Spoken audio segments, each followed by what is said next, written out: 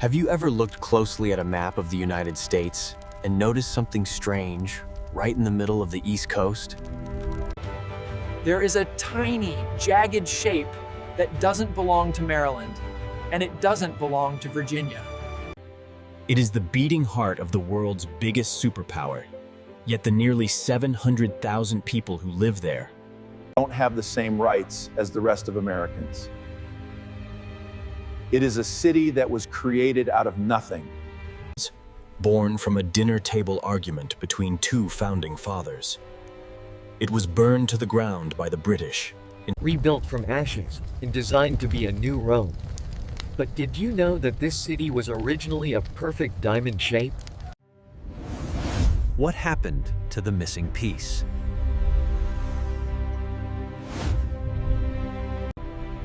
You might think you know Washington, but trust me, the real story is hidden in the details.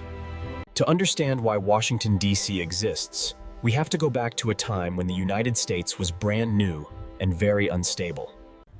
We didn't always have a capital city. In fact, after the Revolutionary War, the U.S. Congress was kind of homeless. Philadelphia was a great city, but in 1783, something scary happened. A group of angry soldiers marched on the building where Congress was meeting. They were furious because they hadn't been paid for their service in the war.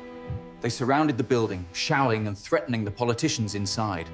The Congress asked the state of Pennsylvania for protection, but Pennsylvania said, "Sorry, that's your problem, not ours."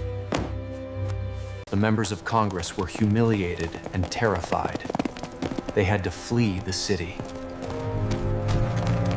That was the moment they realized the national government cannot rely on a state for protection.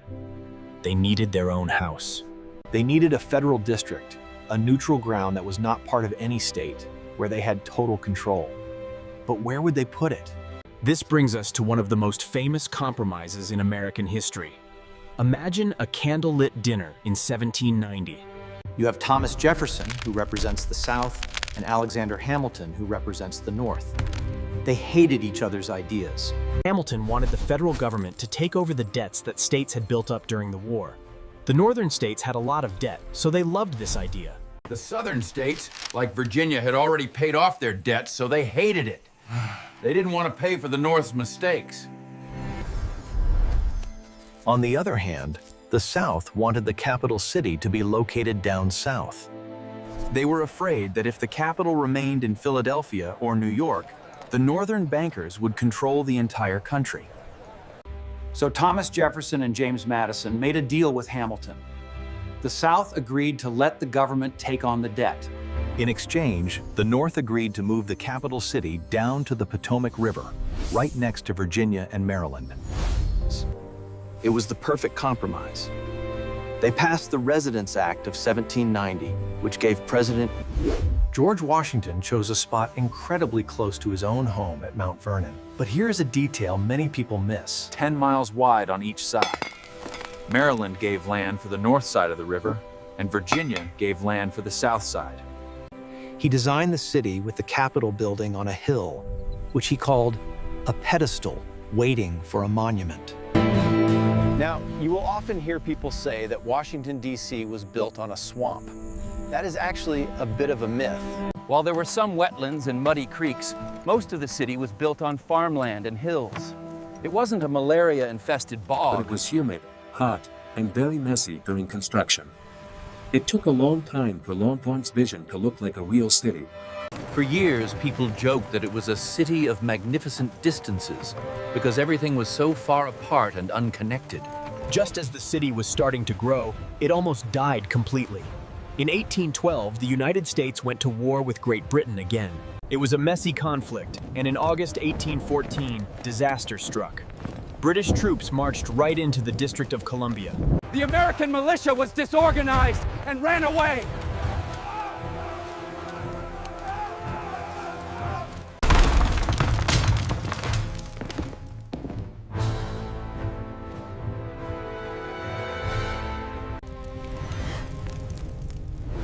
After they finished eating, they set the building on fire.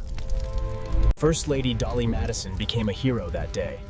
Before she fled, she refused to leave without saving the famous portrait of George Washington. She ordered it to be cut out of its frame and carried to safety. Moments later, the house was in flames. The British also burned the Capitol building. The heat was so intense it melted the glass skylights. Luckily, a massive hurricane-like storm hit the city the next day. The torrential rain put out the fires. And actually killed some of the British soldiers. If it weren't for that storm, D.C. might have been wiped off the map entirely. Remember how I told you the city was a perfect diamond shape? Well, look at the map today. It looks like a diamond with a bite taken out of the side. Why? That bite is the land that used to belong to the district on the Virginia side of the river, places like Arlington and Alexandria. In the 1840s, the people living on that side were unhappy. They felt neglected by Congress. The government wasn't spending money to build up their side of the river. But the bigger issue was slavery. The people in Alexandria were afraid that the federal government was going to ban the slave trade in the District of Columbia. Alexandria was a major hub for the slave trade, and they didn't want to lose that business. So they petitioned to leave D.C. and go back to being part of Virginia. In 1846, Congress agreed. This is called the Retrocession. They gave the land back to Virginia. In 1846, Congress agreed. This is called the Retrocession. They gave the land back to Virginia.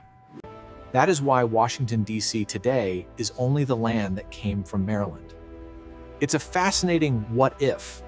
If that land hadn't been returned, the Pentagon and Arlington National Cemetery would legally be inside Washington, D.C. today. This brings us to the most confusing part of the district today, the politics. Residents of D.C. pay federal taxes. In fact, they pay more taxes per person than residents of any state, but they do not have a voting member in the Senate or the House of Representatives. Their license plates literally say, "Taxation Without Representation." It is a unique situation that leaves many people scratching their heads. The Constitution created a federal district, but it didn't account for hundreds of thousands of people living there permanently. This weird legal status is a huge topic of debate. In fact, if you want to dive deeper into the specific legal arguments of this, there is a very popular video titled "Why Washington, D.C. is Not a State." That breaks down the constitutional technicalities perfectly. But for our story, what matters is that this struggle. Today, the District of Columbia is a city of two faces. On one hand, you have the National Mall, the white marble monuments, and the museums that hold the history of the world. The white marble monuments and the museums that hold the history of the world. But on the other hand, it is a hometown with vibrant neighborhoods.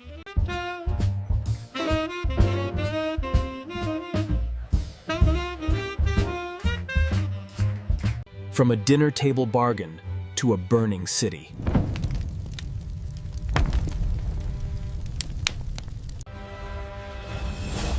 And from a perfect diamond to a broken shape, the story of D.C. is the story of I hope you enjoyed this journey through the Capitol.